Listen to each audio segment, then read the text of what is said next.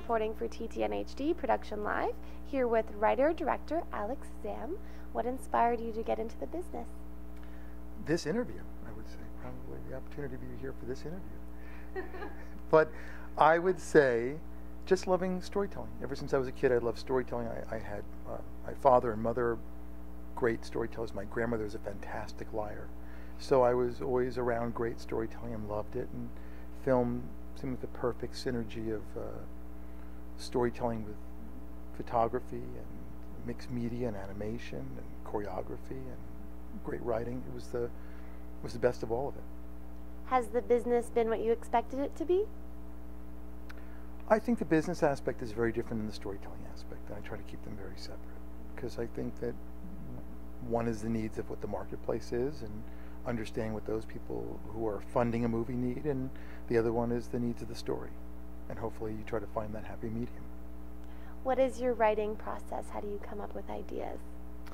It depends what it is. If it's an original, sometimes they gestate for years, and you may see an image, you may have a line of dialogue, you may have a scene, and that may lead you to a completely different place. And so I try to be as open as possible to that. Or you fall in love with a great character. Other things where I'm servicing existing characters, like I'm doing KONG PHOOEY, and I did Inspector Gadget, or I just did, for instance, I literally just finished Tooth Fairy 2. Those are existing mythologies, so I have to get my head into how do I service that mythology in a way that's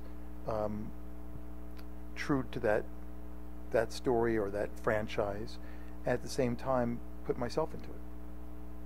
What have you learned about yourself through writing and directing? That you have to really love process and be patient, because writing is rewriting and directing is rewriting, and that it's not so much one film, it's a body of work. It's not so much one day, it's the whole body of the whole shoot. So I like it for that.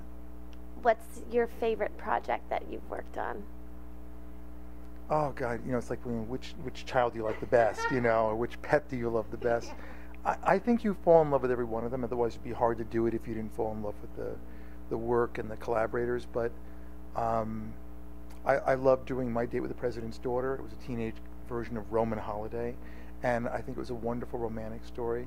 But I also love a lot of stories where I'm able to make something completely unreal feel believable using special effects, whether it's talking dogs or Inspector Gadget or a man who becomes a tooth fairy. I love finessing things with the performance and effects to make an unreal element feel real. So that's the favorite part for me, and that seems to go over many movies. What advice would you give to upcoming filmmakers?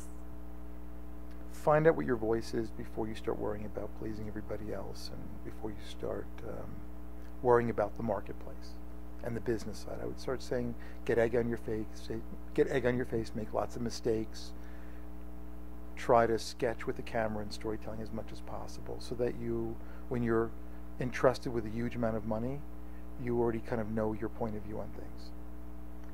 What do you hope to do in the future? Just keep doing this till I'm old and gray. I mean, I really admire the fact that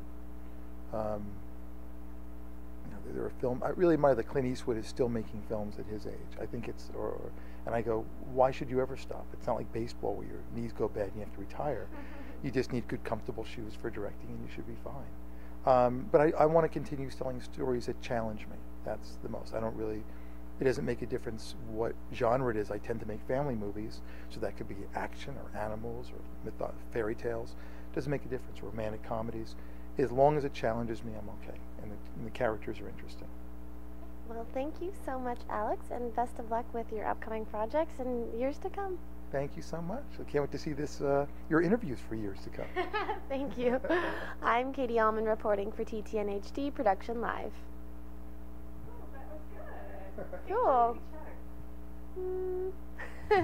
Cool.